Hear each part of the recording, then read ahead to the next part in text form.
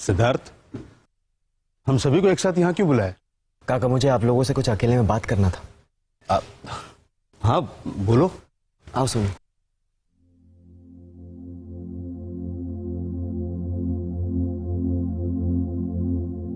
यही कहेंगे ना कि घर छोड़कर जाने की बेवकूफी मत करो।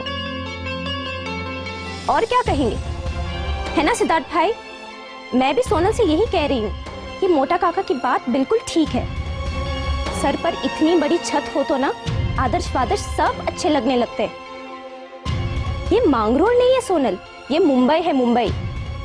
यहाँ सांस लिए बिना तो आदमी जी सकता है, पैसों के बिना नहीं जी सकता।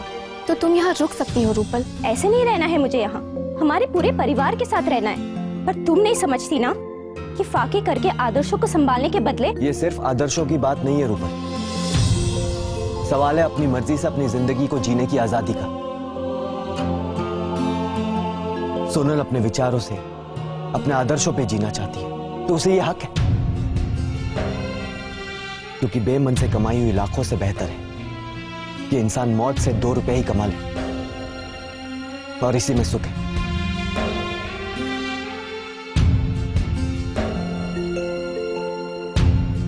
हाँ, माना कि जेब थोड़ी खाली सी रहती है, लेकिन मन तो हरा भरा रहता है ना। सोनल, सोनल तुम बहुत लकी हो, क्योंकि कई लोग ऐसे होते हैं जो अपने बच्चों की मर्जी जानने की भी परवाह नहीं करते। और काका काकी आखिर तक तुम्हारा साथ देने के लिए तैयार है। और ये साथ देने के लिए काका तो अपने बाप बापूजी सबको छोड़ने के लिए तैयार हो गए। इससे ज्यादा कोई क्या मांग सकता है?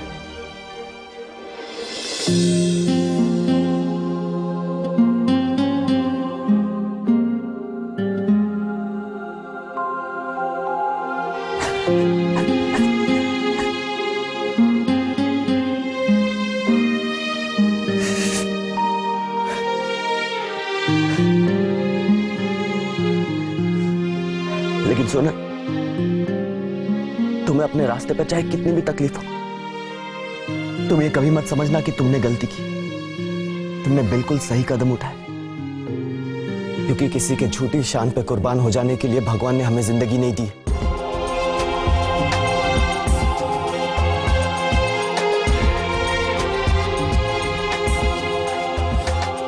और जो कुर्बान हो जाते वो शायद बेचारे होते या डरे हुए होते। तुम कभी भी डर के झुकना मत। सिद्धार्थ, जब इंसान अकेला हो जाता है तो वो डरता ही है। सोनल, वीरानी नाम की एक ताकत है, जैसे कि तेज पवन चल रही हो। जब तक कोई उस पवन की दिशा में चले तो वो पवन उसकी पीठ थपथपाती है और उसकी चलने की रफ्तार अपने आप तेज हो जाती है। लेकिन जब आप उस पवन के सामने चलते हो तो उसके अहंकार को चोट पहुंचती है, और तब तुम्हारे हर एक कदम पर वो अपनी ताकत दिखाती है। और उस ताकत से डरना बहुत जायज है बेटा। पर काकी, मैंने तो बस अपनी राह चुनी है और अपनी मंजिल तय की है। पवन के अहंकार को चुनौती देने का मेरा कोई इरादा नहीं है। अहंकार को चुनौती नहीं देनी पड़ती सोनल, अहंकार का जीवन ही चुनौती है। इसीलिए वो कहीं भी बेवजह किसी भी बात को चुनौती मान लेता है। अहंकार हमेशा कहता है कि आ लड़, या फिर लड़ने वाला दिखा। सोनल, पवन के सामने जीतने का एक ही तरीका है, ना अपनी राह छोड़ो और ना ही उसके सामने लड़ो। बस बिना डरे एक एक कदम आगे बढ़ते रहो, और कभी ना कभी पवन अपना रुख बदलेगा और तुम्हारा रास्ता आसान हो जाएगा। और वैसे भी मेरा आशीर्वाद है तुम्हारे साथ, और मनर भाई भी तो है।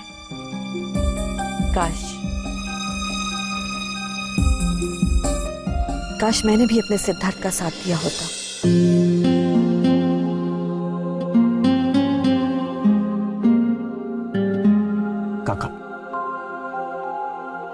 काश आप मेरे साथ उस वक्त होते जब मुझे हिम्मत की जरूरत थी। सिद्धार्थ,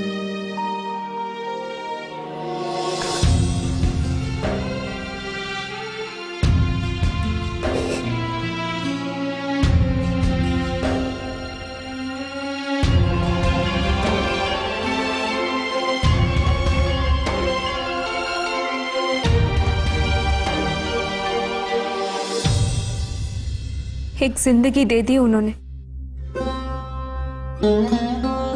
अपने बच्चों को पढ़ाया होगा,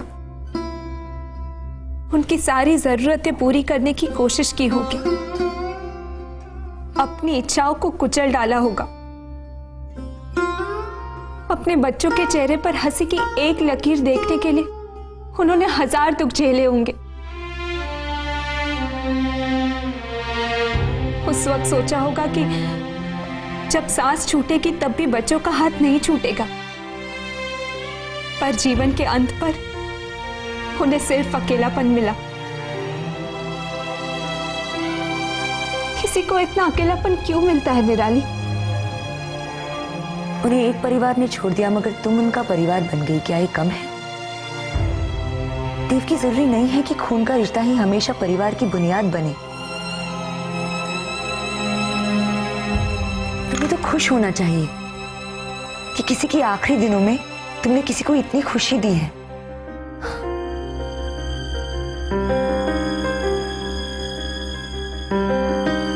कुछ लोग दूसरों को खुशी देना चाहते हैं मगर डर के अलावा कुछ नहीं दे पाते।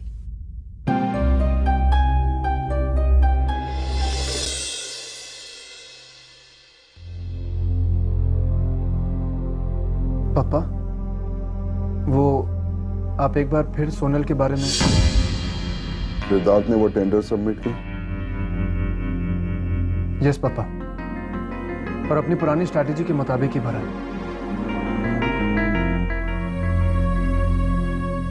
राइजिंग ग्रुप की नजर है उस टेंडर पर, इसलिए वो बहुत जरूरी है कि हमें मिले।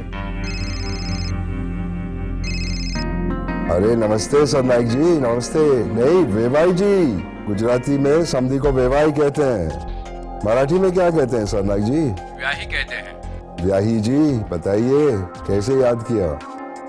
कुछ नहीं, प्राइम मिनिस्टर आ रहे हैं, मैं सोच रहा था उनके हाथों होटल का मुहूर्त या भूमि पूजन ऐसा कुछ करवा देते हैं, पर अभी तो बस्ती खाली नहीं हुई। झोपड़े तोड़ेंगे कब, भूमि पूजन करेंगे कब? आप फिक्र मत कीजिए व्याही जी, बस्ती खाली करवाने का काम और झोपड़े तोड़ने का काम दोनों हम साथ में करवा देंगे। आप पीएम साहब का वक्त ले लीजिए। ओके ओके जी। वो बस्ती खाली कब होगी वैभव? मैं नेगोशिएशन कर रहा हूँ पापा। एक्ट्रेस आड़े आ रही है, पर वो मान जाएगी पापा।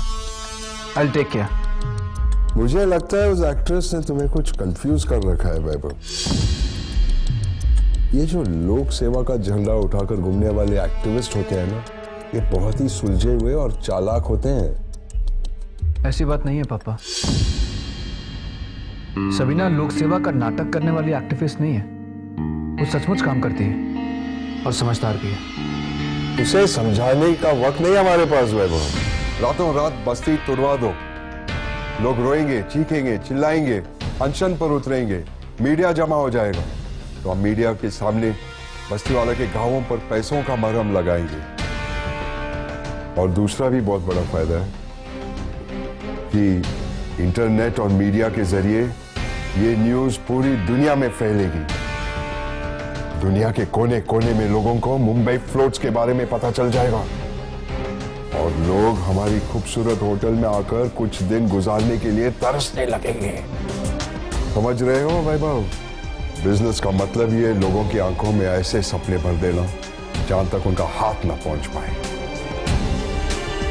वो सपने पूरे करने की कश्मकश में ही उन्हें जिंदा होने का एहसास मिल जाता है। ऐसे जमा होते हैं पैसे और ऐसे कमाया जाता है नाम। वैभव, हमारा ये ड्रीम प्रोजेक्ट ऐसे ही कामयाब होगा। जाओ, अभी इंजीनियर्स तुम्हारे लिए वेट करते होंगे, हमारा मीटिंग है उनके साथ। मैं तुम्हें ऑफिस में ज्वाइन करता हूँ। Yes papa. विघ्नेश्वराय वरदाय सुरप्रियाय लंबोदराय सकलाय जगद्विताय नागाननाय श्रुति यज्ञ विभूषिताय गौरी सुताय गणनाथ नमो नमस्ते। अरे ये प्रसाद देने के लिए मैंने तुम्हें पूरा घर ढूंढ लिया और तुम यहाँ बैठे हो। सुबह सुबह सिद्धिविनायक गया था चलते हुए तुम्हारी प्रोजेक्ट की कामयाबी के लिए, उसका प्रसाद है। गणपति बाप्पा मोरिया। ईश्वर के सामने भगवान का नाम, ये तो भगवान में मानता ही नहीं है। माफ करना हो ईश्वर, गलती से मिस्टेक करने की भूल कर दी मैंने। वैभव तुम निकलो, जाओ निकलो, बहुत देर हो गई ऑफिस के लिए। मैं तो यहाँ बैठा हूं, मुझे कुछ काम नहीं है। बैठे बैठे मैं ईश्वर के साथ गपशप कर लूंगा। जा रहा हूं भाई, जा रहा हूं, मैं भी जा रहा हूं। हाँ आओ आओ वैभव आओ। चलो काका चलो। काका आप पापा को क्यों चिढ़ाते रहते हो? अरे बचपन की आदत है उसकी चिढ़ने की और मेरी चिढ़ाने की। अरे काका हा? मैं अपनी फाइल भूल गया हूँ, मैं लेके आता हूँ। अरे रुक रुक, मैं ले आता हूँ, तू गाड़ी में बैठ। और वैसे भी ईश्वर का गुस्सा वाला चेहरा मैं ठीक से देख नहीं पाया है? हो सकता है इस बार गुस्से में प्रसाद खा भी ले। काका मैं ले आता हूँ। आज ही रात तुम खुद सुपरवाइज करना, उस बस्ती पर पूरी तरह बुलडोजर घुमा देना। सुबह तक एक भी झोपड़ा वहां साबुत खड़ा नहीं रहना चाहिए, समझे? ऐसा होगा तभी वो लोग रोते गिड़गिड़ाते हमारे कदमों में आ जाएंगे, समझ गए तुम? कोई गलती नहीं होनी चाहिए। ईश्वर तू भगवान में नहीं मानता था ये तो पता था, पर शैतान में मानता ये जानता नहीं था मैं। अब मुझे तेरे पापों को बैलेंस करने के लिए कुछ पुण्य कमा कर देना पड़ेगा।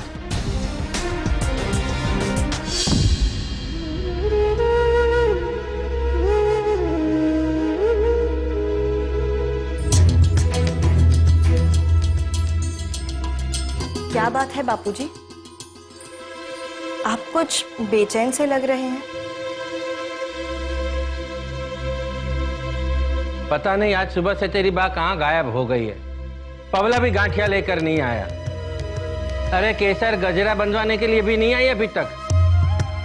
अब इस छोटे से गांव जैसे बड़े घर में उसे ढूंढूं तो कहाँ ढूंढूं? बापूजी प्रवीण काका सुबह सिद्धिविनायक मंदिर गए थे पैदल, बस अभी अभी लौटे हैं और शायद गांठिया भी लाए होंगे। पर बा को तो मैंने भी सुबह से कहीं नहीं देखा। अब कितनी बार कहा मोबाइल ले ले, मोबाइल ले ले, पर मानती ही नहीं। आज का दिन ही खराब हो गया है। एक तो मनहर और उसका परिवार घर छोड़कर जा रहे हैं, ऊपर से केसर का भी पता नहीं है।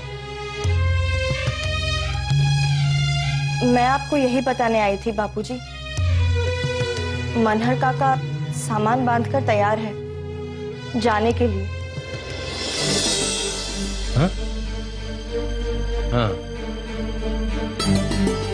जिस पल का सामना नहीं करना था वो पल आ ही गया आखिर।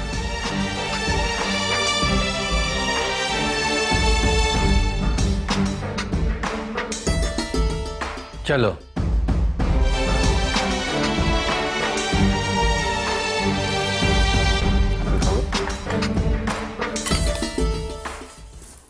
अरे वैभव कहाँ है? मॉम उसे कुछ ऑफिस में इंपॉर्टेंट काम था इसलिए ऑफिस गया हुआ है।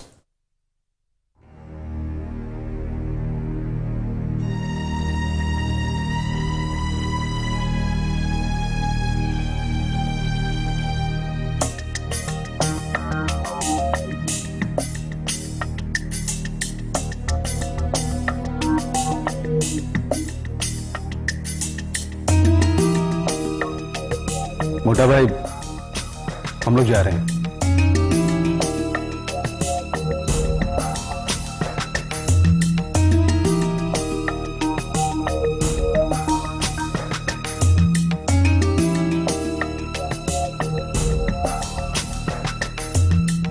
भाभी जा रहे हैं हम लोग।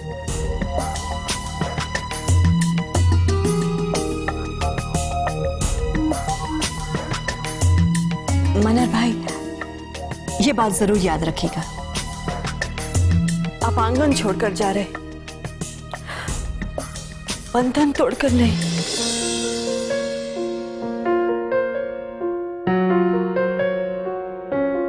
आप जहां भी रहेंगे मैं आप सबसे वहां मिलने जरूर आऊंगी। और ज्योत्सना, तुम्हें किसी भी चीज की जरूरत हो तो मुझे जरूर फोन करना। वैसे तो मैं जानती हूँ कि तुम कुछ मांगने के लिए कभी फोन नहीं करोगी।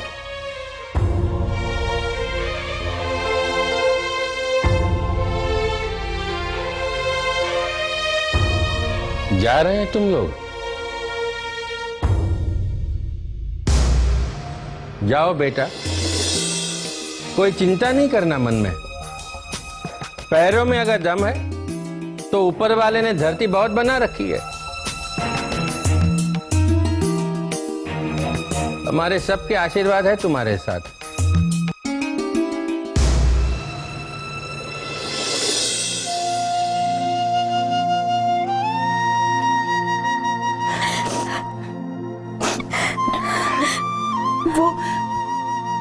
वो नए शॉपिंग मॉल का एड्रेस तो संभाल कर रखा है ना तुम दोनों ने? शॉपिंग के लिए बुलाऊं तो आ जाना दोनों।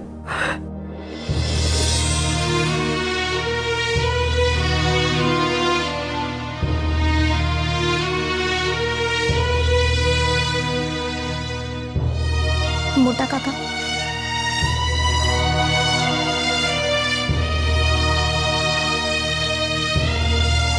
अगर मैंने आपको ठेस पहुंचाई हो तो मैं आपकी बेटी हूं, इसलिए माफ कर देना।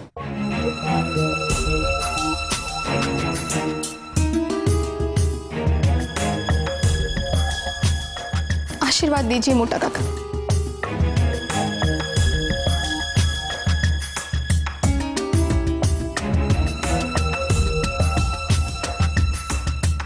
महाभारत में पांडवों ने भीष्म पिता के सामने हथियार उठाए थे, फिर भी भीष्म पिता ने उनको आशीर्वाद दिया था। इस लड़की ने तो तुम्हारे सामने हथियार नहीं उठाए।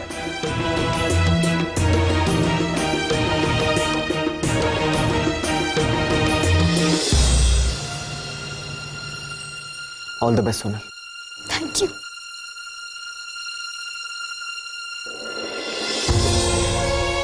बाय बाबा। बाय।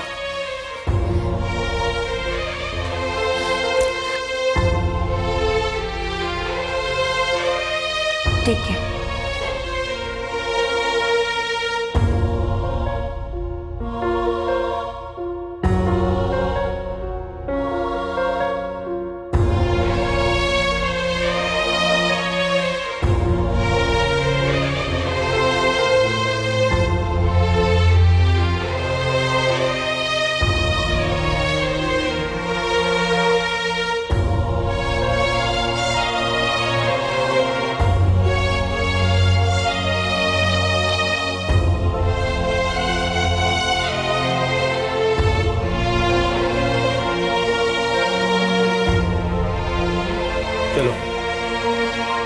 माँ कहाँ है? पता नहीं, सुबह से दिखाई नहीं दे रही है। शायद तुम लोगों को विदाई नहीं देना चाहती, इसीलिए कहीं छिप गई है। चलो तुम।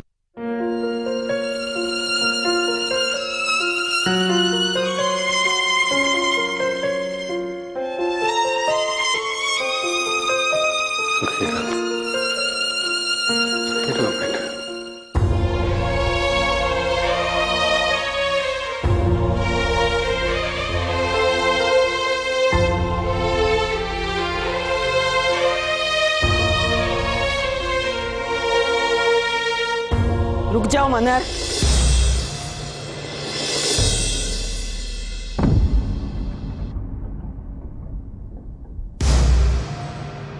रुक जाओ मनर, मैं भी ये घर छोड़कर तुम लोगों के साथ चल रही हूँ।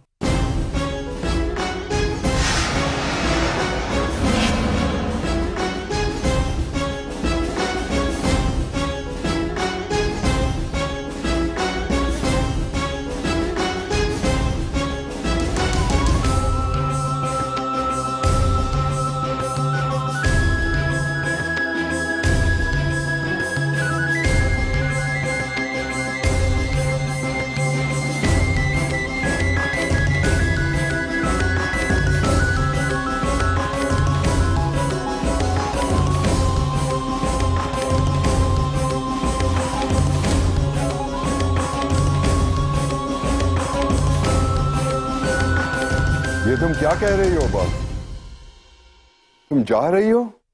हाँ बेटा, मेरा दाना पानी कहीं और लिखा है। अब मेरे बेटे मनहर को मेरी जरूरत है।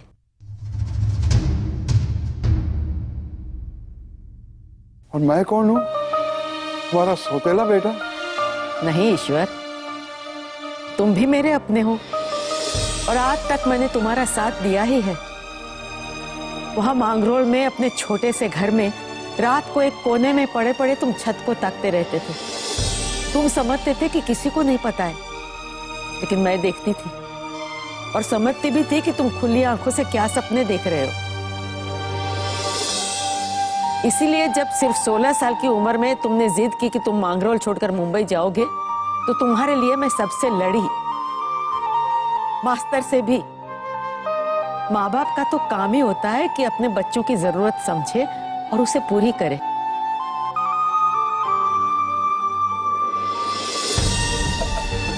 तुम्हारी जरूरत थी आजादी, सो वो मैंने तुम्हें दी। अब मनहर को मेरे आधार की जरूरत है।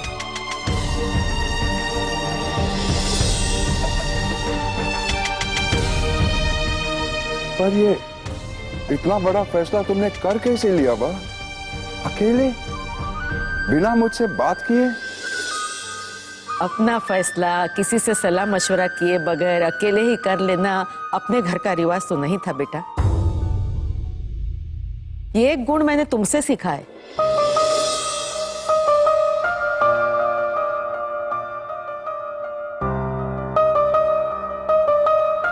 तुम चाहती क्या हो बा?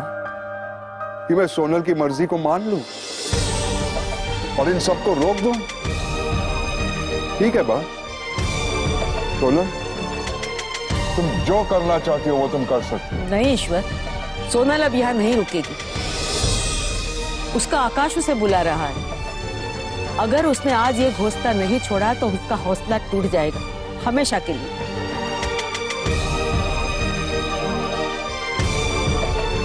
सोनल अब यहाँ नहीं रहेगी, मनहर का परिवार भी नहीं रहेगा और मैं भी नहीं रहूंगी।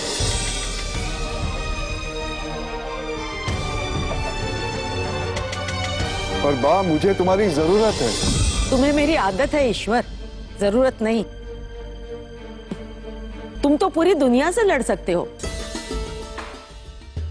जबकि मनहर मास्टर के सिखाए आदर्शों के लिए अपने आप से लड़कर चुप रहने वाला है। वो दुनिया से नहीं लड़ सकता। वो कमजोर नहीं है, सिर्फ उसकी ताकत की व्याख्या तुमसे अलग है। इसलिए मेरी पोतियों का ख्याल रखने के लिए मुझे मनहर के साथ जाना है। अगर बा, देखो, मांगरोल में एक बार मास्टर आधी रात को पैदल चलकर पड़ोस के गांव में गए थे, क्योंकि उनको अपने एक विद्यार्थी को दूसरे दिन की परीक्षा के लिए तैयार करना था। ये उनका फर्ज था। मैं उसी मास्टर की पत्नी हूं बेटा। अगर आज मैं मनहर के साथ नहीं गई तो मुझे कभी भी चैन नहीं मिलेगा।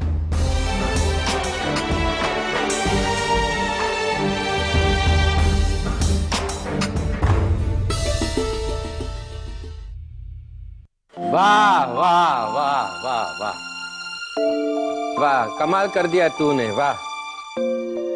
देखा राजवी, मेरी पत्नी कितनी अक्ल वाली है।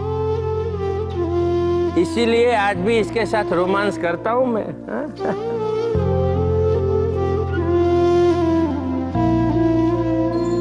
तूने मेरी आंखें खोल दी केसर। तू सच कह रही है, हमें मनहर का साथ देना चाहिए। सोनल और रूपल का आधार बनना है हमें। सामान बांधकर आया अभी, फिर हम दोनों मनहर के साथ चलते हैं।